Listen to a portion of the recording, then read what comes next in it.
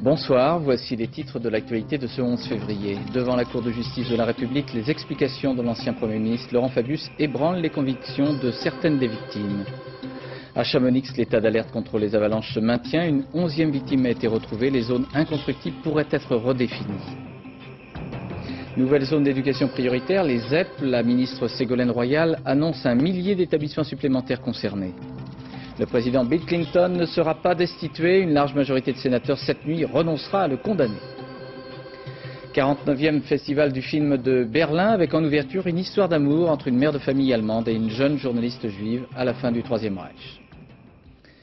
Vers 10h30 ce matin, l'ancien Premier ministre Laurent Fabius s'est levé pour répondre à l'interrogatoire du président de la Cour de justice de la République sur ses faits et gestes dans l'exercice de ses fonctions à l'hôtel Matignon concernant l'affaire du sang contaminé. M. Fabius a largement conduit lui-même l'interrogatoire, fournissant suffisamment de précisions pour ébranler certaines convictions accusatoires de quelques-unes des victimes. Compte rendu Thierry Curtet, Frédéric Delarue et Rémi Poissonnier. Il attendait ce moment depuis longtemps. Laurent Fabius va enfin pouvoir s'expliquer. Et il va tenir la barre 4 heures durant. Sa stratégie de défense se base tout d'abord sur la première note qu'il alerte sur le dépistage. Cette note, la voici, datée du 29 avril 1985, elle émane d'un conseiller économique. Le test du sida mis au point par Pasteur Diagnostic est désormais opérationnel. Puis, un peu plus loin, l'impact de cette mesure sera de 200 à 400 millions de francs pour la sécurité sociale. L'ancien Premier ministre inscrira au bas de cette note « J'y suis favorable ». Contre l'avis de certains de ses conseillers, il donne son accord pour démarrer le dépistage, assez tôt dans la chronologie donc. Une série d'explications qui ébranlent une partie des victimes. Je suis un peu ébranlé, je suis perturbé, oui. Parce que je me rends compte que, effectivement, Laurent Fabius notamment, et peut-être Edmond Hervé et Georges Dufoy, ça reste à déterminer, on verra ça avec les témoignages, n'ont effectivement peut-être pas été alertés suffisamment par leurs conseillers, leurs directeurs de cabinet, et j'ai l'impression qu'on s'oriente vers une plus grande culpabilité de ces gens-là. Dans le camp de Laurent Fabius, on tient à souligner l'esprit dans lequel se trouvait l'ancien Premier ministre à l'époque. Chaque fois qu'il a été saisi dans cette affaire, il a agi rapidement en ne prenant en compte que des considérations de santé publique. Son intervention a accéléré les choses et a permis de sauver des vies humaines. Mais l'accusation a une autre pièce à charge, le compte-rendu de la réunion du 9 mai, 10 jours plus tard, où son conseiller François Gros demandait d'attendre l'homologation du test américain. Une accusation de protectionnisme économique. Je veux dire avec force que ma décision n'a jamais été fondée sur des intérêts financiers, mais uniquement sur des considérations de santé publique, scandera Laurent Fabius. Ce conseiller viendra s'expliquer la semaine prochaine. Dominique Verdeillan, il y avait une sorte de solennité, c'était une grande première, un ancien Premier ministre qui témoigne, qui est accusé devant une cour de justice. Oui, il y avait une ambiance très lourde, très pesante, et je dirais même que c'était presque une audience surréaliste, parce qu'effectivement, nous avons écouté un ancien Premier ministre justifier sa politique devant des parlementaires, disant « Écoutez, mon action était une action d'impulsion et d'arbitrage ». Et j'allais dire, heureusement, les robes noires des juges étaient là pour nous rappeler que nous sommes dans une enceinte judiciaire et que Laurent Fabius s'exprimait d'abord comme prévenu. Alors avez-vous eu le sentiment, vous et vos confrères et ceux qui étaient dans la salle, notamment les victimes, que la défense était convaincante? D'abord, il faut noter que par rapport à hier, Laurent Fabius s'est exprimé dans un grand silence. Les victimes l'ont vraiment écouté, j'allais dire, religieusement. Avec beaucoup de précision, de méticulosité, de chronologie et également beaucoup d'aisance, le président de l'Assemblée nationale a, pour ainsi dire, présidé l'audience en faisant aujourd'hui lui-même les questions et les réponses, mais avec un débat quelque peu déséquilibré du fait de l'absence d'accusation, du fait de l'absence des parties civiles, donc un débat quelque peu contradictoire. Mais il faut souligner aussi qu'en fin d'audience, il y a eu les premiers témoignages, à commencer par celui du professeur Willy Rosenbaum, spécialiste du sida, qui est venu dire que, eh bien, selon lui, ou tout au moins sa réaction en juin 1985, lorsque Laurent Fabius a annoncé le dépistage obligatoire du sida, il pensait que cette décision était un peu prématurée. Alors, quid du fonctionnement de la Cour de justice de la République? On dit que le président hésite beaucoup, qu'il ne dirige pas vraiment. Est-ce que vous avez le sentiment que ça fonctionne bien en matière judiciaire? En tout cas, ce que je peux vous dire, c'est que c'est un malaise qui est partagé par l'ensemble des observateurs, et j'irai même plus loin. loin par l'ensemble des participants du procès. Effectivement, il y a une présidence des audiences quelque peu brouillonne. Il faut savoir que Christian Le Guenec, haut magistrat à la Cour de cassation, préside ici son premier procès. Quant à l'avocat général Roger Lucas, c'est vrai qu'il est très présent pendant les interrogatoires, mais il faut simplement noter que ces questions sont plutôt d'ordre de la responsabilité politique que de la faute pénale. Merci Dominique. L'avalanche de Chamonix a fait au moins 11 morts. Le corps d'une 11e victime, une jeune femme, a été découvert ce matin. 150 secouristes ont continué de travailler dans un secteur où les risques d'avalanche sont toujours présents. Tôt ce matin, en effet, une coulée de neige très importante s'est déclenchée aux Ouches, à l'entrée de Chamonix. C'est à 25 km d'Argentière. Récit de cette journée en compagnie des secours dans la zone du drame avec Joël Bruyandet et Thierry Simonet. 48 heures après l'avalanche, les sauveteurs continuent de déblayer les tonnes de neige qui se sont abattues sur Montroc. Depuis quelques heures, ils travaillent avec les nouveaux engins acheminés sur place par les hélicoptères de l'armée de l'air. Ce matin, un 11e corps a été retiré de ce chalet pulvérisé par l'avalanche. Les sauveteurs espèrent retrouver dans la soirée le 12e corps, celui d'un homme porté disparu. Ce sont les engins qui grattent et nous surveillons l'apparition de la personne et tout ce qu'on peut récupérer. À côté des sauveteurs, en effet, les rescapés fouillent les décombres de leur chalet à la recherche de quelques objets personnels. Mais l'avalanche n'a presque rien laissé. Autre priorité des secours, le rétablissement de la route qui permet d'accéder aux centaines de personnes encore bloquées dans le fond de la vallée. Cet après-midi, plusieurs convois de ravitaillement organisés par les sapeurs-pompiers sont partis d'Argentière. Les secouristes emmènent sur place vivres ainsi que médicaments. Les habitants, eux, n'ont toujours pas le droit de descendre. Vu qu'il y a toujours des menaces d'avalanche permanentes, on préfère les confiner dans ce site, dans leur logement, où ils sont en sécurité, plutôt que de les faire redescendre avec un danger potentiel. Pourtant, quelques habitants de Montroc ont réussi à descendre dans la vallée par leurs propres moyens. Certains quittent les lieux définitivement. Nous, on était là pour théoriquement encore juste pendant 15 jours. Moi, je préfère partir et rentrer sur Aix parce que je trouve ça pas très drôle. La ville d'Argentière est ce soir toujours sous le choc. Demain, à 14 h, les obsèques des victimes de l'avalanche auront lieu dans l'église d'un village meurtri. L'emplacement des chalets détruits par l'avalanche était a priori sans risque. C'était une zone blanche où les avalanches répertoriées ne pouvaient arriver. Le caractère exceptionnel des coulées de neige a balayé ce dispositif de sécurité. Il faudra donc redéfinir les zones inconstructibles et renforcer la protection contre les couloirs à risque, mais en sachant qu'il n'y a jamais de protection totale. Enquête Didier Guyot et Thierry Monnier. Couloir de la Roumna, l'un des 118 couloirs réputés dangereux de la vallée de Chamonix. Au pied de la montagne, le hameau des Moussous et ses vieux chalets. On a ici le type même de couloir partant assez haut, environ 2500 mètres, pouvant aller dans la vallée, donc avec au moins 1500 mètres de dénivellation, ce qui fait qu'au bout du compte, avec la masse de neige qu'on a maintenant, ça pourrait créer une avalanche de très très grand volume. René Boson, 73 ans, sait pertinemment qu'ici jamais une avalanche n'a enseveli les maisons. Le couloir qui est au-dessus est purgé régulièrement à coups de dynamite dès que la neige se fait menaçante. Et si les anciens ont construit là, c'est que l'endroit est sûr. Georgette habite ici depuis 1944. Des avalanches, elle en a vu passer, mais juste à côté, comme celle de 1978. En 78, quand elle est descendue là, mes fils qui couchaient par là, ils me disent « Oui, toi, tu couches de l'autre côté, mais nous ». Je ne pensais pas que l'avalanche descendait. Alors là, puis le matin, l'avalanche était descendue, les boules étaient là sur la route.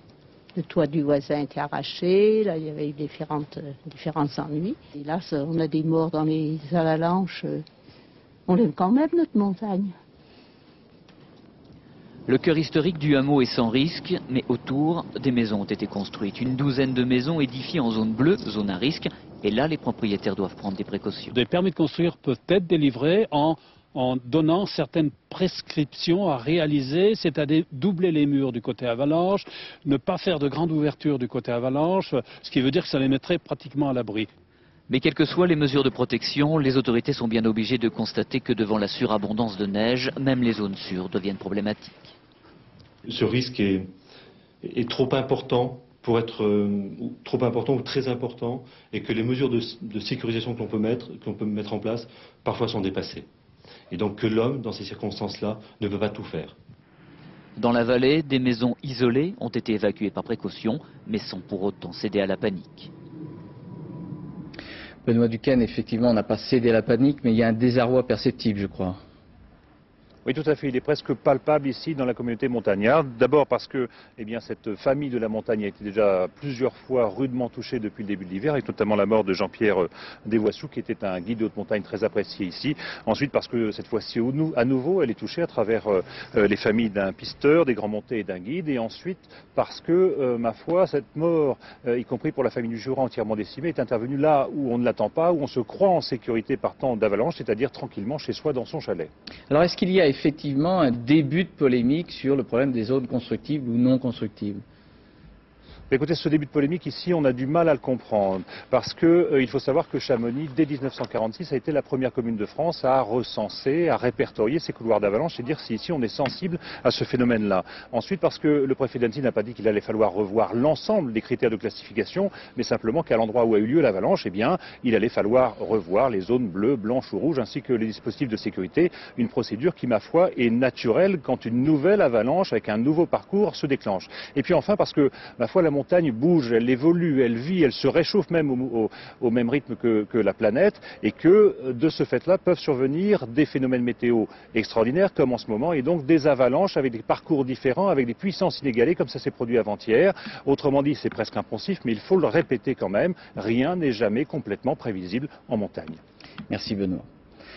La ministre déléguée à l'enseignement scolaire, Ségolène Royal, annonce une nouvelle carte pour les zones d'éducation prioritaire, les ZEP. Celles-ci ont été créées en 1982 à l'initiative de M. Alain Savary pour aider les populations scolaires en difficulté sociale. 1 millier d'établissements supplémentaires vont bénéficier du dispositif spécifique des ZEP.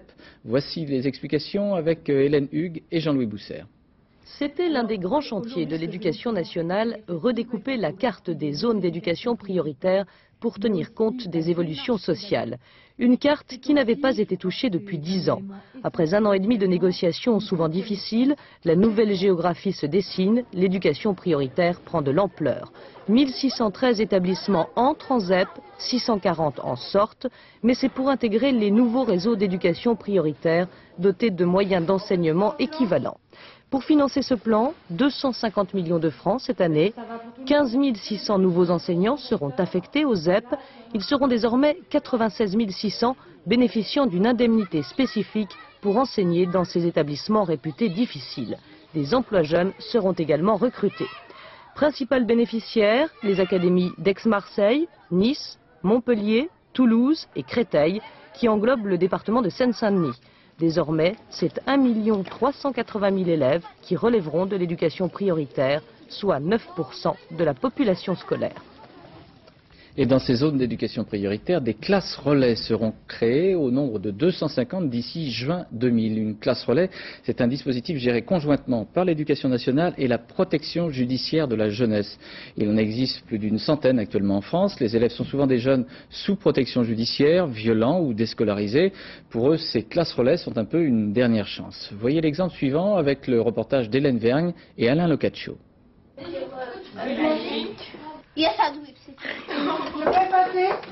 Début de matinée plutôt agité dans une classe de 5e. Pour Wafa, ce cours d'anglais est l'unique matière suivie au collège. Le reste de la journée, Wafa et 5 autres jeunes en rupture scolaire, parfois violents, toujours difficiles, se retrouvent dans un autre bâtiment. Ils ne voulaient plus entendre parler de l'école et l'école ne savait plus quoi faire d'eux. La classe relais est donc leur dernière chance. Certains jeunes en ont pris conscience et savent pourquoi ils sont ici. Parce que j'ai fait des conneries, je répondais aux profs. Et quoi encore? Et je faisais pas mes devoirs, je travaillais pas. C'est tout. Et ici? Bah je travaille, je fais pas de conneries, je suis calme. 3. Non, Amar. Moi 3. Quant à Amar, au début, il pensait que ça ne marcherait pas. Ah non, ouais, je croyais que c'était quelque chose pour les fous. Tu as raison de prendre c'est pas pour ceux qui veulent venir. C'est mieux qu'en classe traditionnelle. Déjà, on est moins, on a un petit groupe, et ils expliquent bien. Si tu comprends pas, tu le dis tout de suite. J'ai rien compris. T'as pas compris? Je recommence.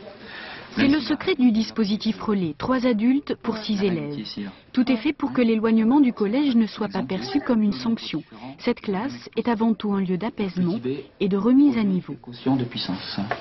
On a envie de montrer que des élèves placés dans un autre contexte, avec une autre pédagogie, peuvent être mis en position de réussite. Cet apprentissage différent montre surtout les limites du collège traditionnel face aux élèves difficiles. Pour l'éducation nationale, la classe relais est en fait un laboratoire. Pour Alexandra, ce fut surtout la bonne solution. Ça m'a donné envie de repartir en cours, de recommencer, pas tout laisser tomber. T'avais pas confiance en toi avant? Non, je pensais que j'y arriverais pas. 2 tiers des élèves n'arrivent pas à se réintégrer dans une classe normale. Les autres jeunes auront au moins trouvé ici, pendant quelques semaines, un lieu d'écoute et de parole. On vient d'apprendre que le conseil de discipline du collège Jean Monnet de Flers, c'est dans l'Orne, a prononcé l'exclusion définitive de 2 élèves de 6e qui sont de confession musulmane, et les 2 jeunes filles portaient le foulard en classe et avaient refusé de l'enlever. Alors voilà, coucou c'est elle, hein, avec une jolie couleur bleue, comme les Bleus, champions du monde évidemment. La déclaration des revenus ne va pas tarder à se glisser dans votre boîte aux lettres et vous aurez jusqu'au 15 mars pour la renvoyer au centre des impôts. En parallèle de cette contribution citoyenne, vous pouvez prendre connaissance d'une étude publiée par la Caisse des dépôts et consignations révélant que la pression fiscale des collectivités locales sur les ménages a fait un bond de 40% en 5 ans. 40% en 5 ans. Presque toutes les communes ont augmenté les impôts locaux, allant parfois jusqu'à 10% du revenu des habitants. Mais il paraît que depuis peu, les élus ralentissent cette hausse des impôts locaux. Un reportage Cécile Aspe et Virgilie Hadot. Cette feuille verte tombe toujours à l'automne. Elle est souvent synonyme de grincement de dents car elle augmente inexorablement chaque année. Une étude de la Caisse des dépôts et consignations montre en effet que la pression fiscale des ménages au niveau local a beaucoup augmenté. 40% en 5 ans si on comptabilise taxes d'habitation, taxes foncières et taxes d'ordures ménagères. En 1992, les impôts locaux représentaient 3,5% des revenus des ménages. Aujourd'hui, ils dépassent les 5%. Mais cette moyenne cache des disparités énormes.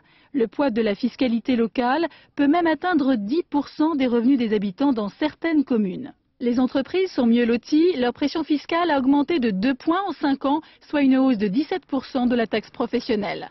Une envolée des impôts locaux que les élus essayent tant bien que mal d'expliquer. Il y a énormément de dépenses nouvelles imposées aux communes par les lois en matière d'environnement et de traitement des déchets, et notamment dans les 40%, plus de la moitié relève de la facture des ordures ménagères. Deuxièmement, les communes ont eu l'intelligence de diminuer leurs dettes et de privilégier l'impôt plutôt que la dette. Et je crois qu'ainsi, elles ont préservé l'avenir. C'est ce que remarque d'ailleurs l'étude de la Caisse des dépôts. Après une inflation de la dette en 1995, les collectivités locales ont mis de l'ordre dans leurs comptes en limitant les dépenses. Mais les communes n'ont pas les mêmes possibilités. Il est évidemment plus facile pour une ville riche, avec beaucoup d'entreprises installées sur son sol, de baisser les impôts locaux de ses habitants. Aux États-Unis, c'est comme la fin d'un film de série B, un mauvais feuilleton télé. L'épilogue est en cours. Demain ou dans la nuit, Bill Clinton pourra dormir tranquille. Il survivra au scandale de l'affaire Lewinsky, car les sénateurs démocrates, rejoints par quelques républicains, n'ont pas du tout l'intention de le destituer. Alors Philippe Gassot, c'est pas franchement une surprise. Non, il n'y aura pas de surprise, pas de suspense. La majorité des 2 tiers nécessaires à destituer le président ne sera pas réunie. Les 44 députés démocrates vont voter avec les démocrates, les 55 républicains vont en faire à peu près autant, et Bill Clinton, sachez-le, va rester à la Maison-Blanche. Alors, est-ce qu'on peut pour autant penser que Bill Clinton est blanchi totalement dans cette affaire ? Non, je pense que Bill Clinton va y laisser des plumes car les sénateurs considèrent qu'il est coupable quand même. Et il n'y a pas que les sénateurs, il y a l'opinion publique américaine. 73% des Américains, c'était écrit ce matin dans USA Today, considèrent que le président est coupable de parjure et qu'il a masqué un certain nombre de choses dans l'affaire Lewinsky face à la justice américaine. C'est donc grave, mais pas suffisamment grave pour la majorité des sénateurs pour entraîner une destitution. Et toute cette chose a coûté combien ? Eh bien écoutez, Kenneth Starr, depuis l'affaire Whitewater, a englouti 40 millions de dollars, 240 millions de francs, et ça n'est pas terminé. Et il s'agit là de l'argent du contribuable, et vous savez que les Américains n'aiment pas ça du tout. Donc la facture pourrait bien être présentée aux candidats républicains des élections présidentielles de l'an 2000. Merci Philippe. En Irak, régulièrement, l'aviation américaine ou britannique bombarde des sites militaires, des batteries de DCA et regagne sa base sans dommages. 2 civils irakiens auraient été tués et plusieurs autres blessés aujourd'hui dans le nord de l'Irak, selon les autorités de Bagdad. À Téhéran, ce sont des centaines de milliers de personnes qui se sont rassemblées sur la Grande Place, dite de la liberté de la capitale iranienne. La célébration du 20e anniversaire de la révolution islamique a été marquée par un discours du président Khatami. Celui-ci a évoqué les droits des citoyens, les libertés de ceux qui respectent la Constitution. Et le président Khatami s'est engagé à promouvoir la détente et la tolérance.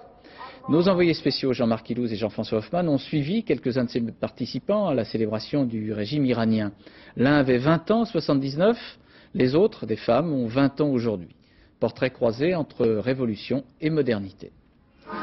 Les portraits des guides suprêmes dominent toujours la place de l'université où naquit la révolution de 79.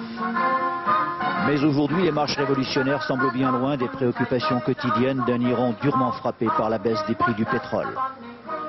C'est vrai, aux arrêts de bus, hommes et femmes doivent toujours former 2 files d'attente séparées. Oui, mais c'est vrai aussi, on craint moins la police religieuse si l'on courtise une belle en pleine rue. Ekbar Ganji aussi a bien changé. L'ex-militant islamique qui a 19 ans attaqué les casernes est devenu la bête noire des conservateurs.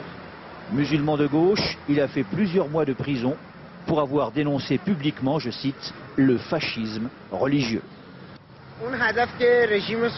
C'est vrai, on a réussi à abattre le Shah et l'Iran est devenu une république islamique. Mais en matière de liberté, de droits de l'homme et de démocratie, nous n'avons pas atteint nos objectifs. Aujourd'hui, Ekbar a troqué la Kalachnikov pour la plume. Son journal, Le Matin, répand les idées réformistes. Déjà 120 000 exemplaires par jour en quelques mois à peine. Avec fin décembre, cette photo à la une de la veuve d'un opposant assassiné, le journal brisera un tabou et provoquera, c'est une première, la démission du chef de la police secrète. Sans droits de l'homme, les élites et les intellectuels seront supprimés et il n'y aura même pas de développement économique. Ceux qui tuent au nom de la religion ne sont que des criminels. Un langage à 1000 lieues des vieux slogans rabâchés ce matin par les militants conservateurs lors du 20e défilé commémoratif de la chute du régime impérial. Massoumé, la rédactrice, et Farzané, la photographe, étaient chargés d'aller à la rencontre des gens de la rue. De rapporter aussi bien les appels à l'unité de ce jeune militant que les doléances de cet invalide qui n'a pas touché sa pension. 2 commentaires de femmes sur leur révolution, sur leur profession. Les jeunes veulent conserver le souvenir de la Révolution, mais c'est à l'ancienne génération de savoir dialoguer avec eux pour garder ces valeurs. Ce n'est pas spécialement difficile de devenir photographe en Iran, mais comme la plupart sont des hommes, il faut parfois savoir s'imposer. Si bien rares sont ceux qui aujourd'hui en Iran remettent en cause fondamentalement la révolution de 79. En revanche, sur son devenir, les Iraniens sont gravement divisés. En 20 ans, l'Iran de l'islam strict a pris un sacré coup de vieux et la population iranienne un énorme coup de jeune. Mais aujourd'hui, 20e anniversaire oblige, aucun des 2 camps, conservateurs ou réformistes, ne voulait se risquer à parler d'autre chose que d'unité. Pour parler de Rambouillet sur le Kosovo, selon la télévision officielle serbe, la délégation de Belgrade aurait signé les principes de base édictés par les négociateurs occidentaux. Le président serbe, M. Milutinovic, était à Rambouillet aujourd'hui. Les ministres des Affaires étrangères de l'Union européenne pourraient se réunir dimanche prochain à Paris pour faire le point. Et pendant ce temps, au Kosovo, avaient lieu les obsèques des 37 victimes de la tuerie de Račak, obsèques perpétrées par les Serbes. Ces obsèques ont été célébrées en présence de très nombreuses personnes. À Madrid aujourd'hui, le Premier ministre espagnol, M. José María Aznar, recevait M. Lionel Jospin. Les 2 chefs de gouvernement ont exprimé leur ferme volonté de compromis sur la préparation de l'Agenda 2000 et puis aussi sur le financement de l'Union européenne. La campagne pour les élections européennes prend peu à peu de l'ampleur en France. Alain Madelin était officiellement chargé par son parti démocratie libérale de se battre aux côtés de Philippe Séguin. François Bayrou, tête de liste UDF, a été reçu par M. Jacques Chirac. Et Charles Pasqua, combattant solitaire, dit-il, tantôt de droite, tantôt de gauche, selon son expression utilisée à Aix-en-Provence hier soir, mène campagne au bord de la Méditerranée. Reportage Roland Sicard et Bernard Appel. Charles Pasqua est reparti en campagne. Ça va bien? Bien et vous? Les sauts de puce en avion, les poignées de main, les conférences de presse, mais d'abord définir une stratégie. Première idée, l'ancien ministre de l'Intérieur veut ratisser large. Et pour ratisser large, quand on vient du RPR, une seule solution, il faut séduire à droite, mais aussi à gauche. Quand je rentre chez moi et que je trouve une voiture garée sur mon bateau qui m'empêche de rentrer, je me sens profondément de droite. Je me dis où est la police et qu'est-ce qu'elle fabrique. Et quand je trouve pas de place et que je me gare n'importe où, et que je vois un policier arriver, je me dis mais qu'est-ce qu'il fabrique? Et là je me sens plutôt de gauche. Deuxième idée, tenter de convaincre les jeunes, par exemple en allant plancher à l'université. Charles Pasqua essaie avec des arguments bien rodés. Très honnêtement, je veux bien tout ce qu'on veut, mais est-ce que c'est à monsieur Machin qui siège à Bruxelles de s'occuper de savoir à quelle date on doit chasser les palombes dans le sud-ouest? Et puis, troisième idée, marquer sa différence. Charles Pasqua dénonce ceux qui veulent ratifier le traité d'Amsterdam. Ses meilleures flèches sont réservées à ses amis du RPR et, sans le nommer, à Philippe Séguin. Il ne faudra pas confier le soin de gérer l'Europe aux gens qui auront bradé les intérêts de la France à Paris. C'est-à-dire? Je crois que c'est assez clair. Dès samedi, le RPR devrait étudier le cas Pasqua. Mise à l'écart, suspension, rien n'est tranché. Charles Pasqua, lui, ne sera pas là, puisqu'il est reparti en campagne. À Nice, un homme de 69 ans, M. Ahmed Azimi, souffrant d'insuffisance respiratoire, est décédé à son domicile. Selon sa famille, le décès serait dû à une coupure de courant.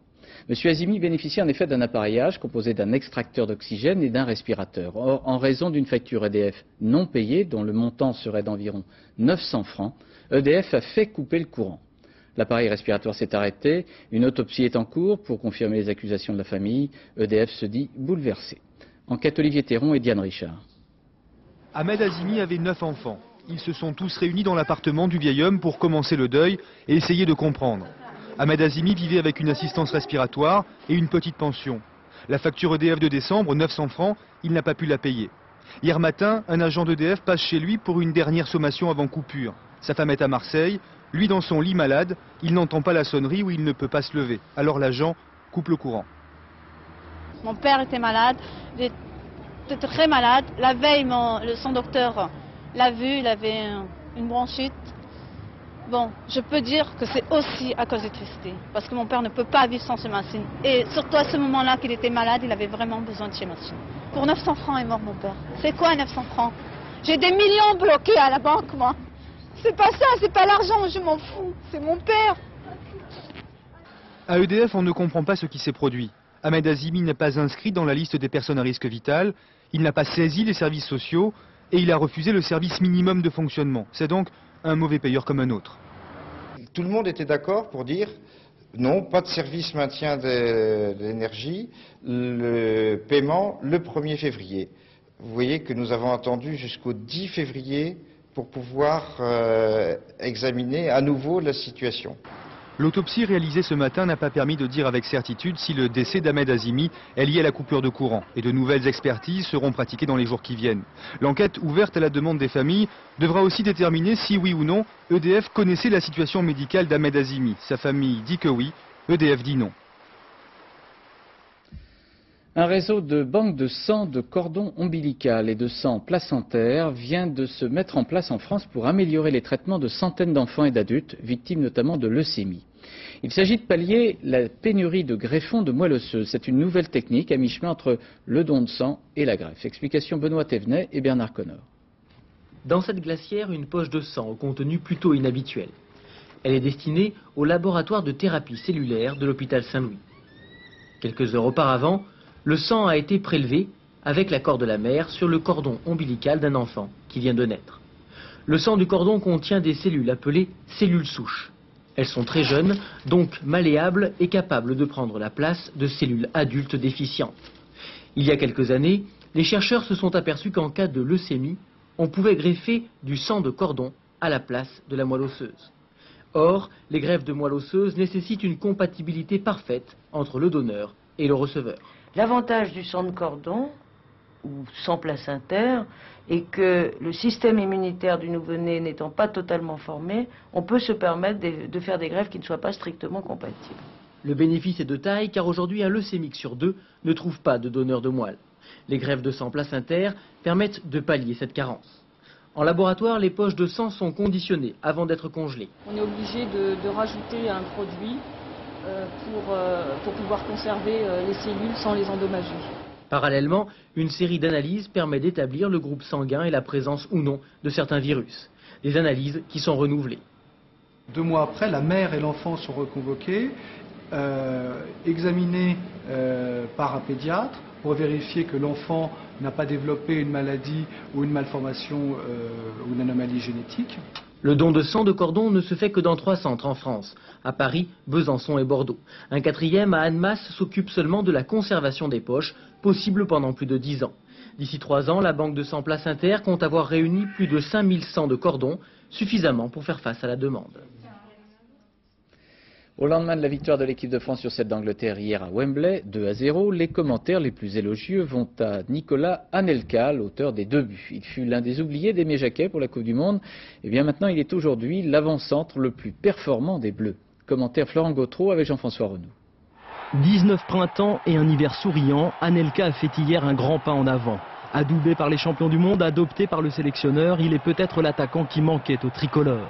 Il a hier écœuré les défenseurs anglais qu'il connaît bien, puisqu'il les côtoie chaque jour à Arsenal. C'est pas parce que je les connaissais que j'y réfléchis. Non, je me suis dit c'est des adversaires comme les autres et je joue comme d'habitude, c'est tout. 2 buts à Wembley, il entre dans la légende quand l'équipe de France entre dans l'histoire. La presse londonienne doit avouer qu'il a mis KO Wilkinson, l'entraîneur anglais. Pour le Daily Star, Nico les a bien eus, l'Angleterre est à genoux. Et dire qu'il avait sans doute marqué un 3e but. On a trouvé Anelka qui a su profiter au maximum, mais montrer toute son adresse et toute sa motivation avec l'équipe de France. Il a marqué 3 buts, pas 2, 3. À son âge, je crois que j'ai rarement vu un joueur doté d'autant de qualité. Je crois même que c'est de la trempe d'un Ronaldo. Un hommage qui plairait à ses copains de trappe en banlieue parisienne. C'est ici, cité Van Gogh, qu'Anelka a dessiné ses premiers dribbles, ses premiers sprints. Il court plus vite que le chien. Il court plus vite que le chien là déjà. Tu vois le fit là, le pitbull, il court plus vite que le pitbull. Anelka va vite sur le terrain et en dehors. Son statut de remplaçant au Paris Saint-Germain ne lui suffit pas. Les dirigeants le laissent partir à Arsenal. Là-bas, pris en charge par l'entraîneur français Arsène Wenger, il se régale. Arsenal remporte la Coupe d'Angleterre grâce à Anelka qui marque en finale à Wembley. Déjà. Quand il est confronté à un enjeu et qu'il ressent cet enjeu, il est capable d'être fort et il le sait au fond de lui. Écarté par Aimé Jacquet, Anelka savoure sa nouvelle célébrité. C'est sûr, la prochaine Coupe du Monde ne saurait lui échapper. Cinéma, ouverture à Berlin du 49e Festival du film en présence du chancelier Gerhard Schröder. Le premier film à être projeté a pour titre Aimé, comme le prénom, et Jaguar. Sous ce titre, il y a une très forte histoire d'amour entre 2 femmes, une mère de famille allemande, épouse d'un nazi, et une jeune journaliste juive. Le scénario a été écrit à partir d'une histoire vraie. La véritable femme allemande était d'ailleurs présente à la projection. Reportage de notre correspondant Olivier Lerner. Elle a longtemps caché son histoire. Une histoire d'amour brisée par les nazis. Lily Wüst a 85 ans aujourd'hui. Une Allemande modèle pendant la guerre, mariée, mère de 4 garçons, sa vie bascule en novembre 1942 à Berlin lorsqu'elle rencontre Felice Schragenheim, brune, juive. Un coup de foudre, une passion dans Berlin sous les bombes entre une Allemande et une juive allemande. Elles n'auraient jamais dû se rencontrer. Elles n'auraient jamais dû s'aimer. Ich bin Jüdin, Lilly. Was bist du? Wie kannst du mich lieben? Ich habe versucht, es nicht zu tun. Verlass mich nicht. Une histoire d'amour plus forte que l'histoire. En 1943, l'Europe est à feu et à sang. Lily et Felice vivent leur plus grand moment de bonheur. Un bonheur qui ne pourra pas durer plus d'1 an et demi. Les actrices sont tout à fait extraordinaires. À plusieurs reprises, j'ai vraiment eu l'impression de retrouver Felice, vivante, en face de moi. Reconnaître les Juifs à leur odeur, Lily s'en était vantée un jour avant de connaître Felice. Le 21 août 1944, la Gestapo arrête Felice dans l'appartement de Lily. Déportée à Theresienstadt en Tchécoslovaquie, Lili avait retrouvé sa trace pour tenter de la sortir de là. Mais en voulant l'approcher, elle a sans doute intrigué les gardiens du camp de concentration. Felice part en Pologne quelques jours après sa visite et ne reviendra jamais. Elle s'était donnée pour surnom Aimée et Jaguar. Aimée, Lili, vit toujours à Berlin, a tenté de se suicider 2 fois. Mais aujourd'hui, avec ce film, elle revit et revoit Felice dans ses bras, comme si c'était hier.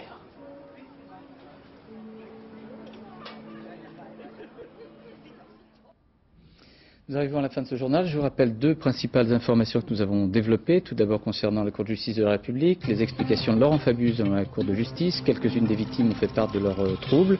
Et puis le professeur Montagnier est venu s'expliquer. Il a estimé que les tests auraient pu arriver plus tôt. À Washington, pour Bill Clinton, c'est presque gagné. Vote dans la nuit des sénateurs américains. Sans surprise, le président Bill Clinton ne sera pas destitué. Dans quelques secondes, la météo de Sophie Davant, suivie du point route de Valérie Maurice. À 20h50, envoyé spécial de Paul Naon et Bernard Benjamin. Et puis à 23h10, la rediffusion du magazine Étoile de Frédéric Mitterrand, consacré au roi Hussein de Jordanie. À 0h20, le dernier journal vous sera présenté par Laurence Ostolaza. Et puis à 20h, vous retrouverez ici même Béatrice Schoenberg demain. À lundi, bonsoir, merci.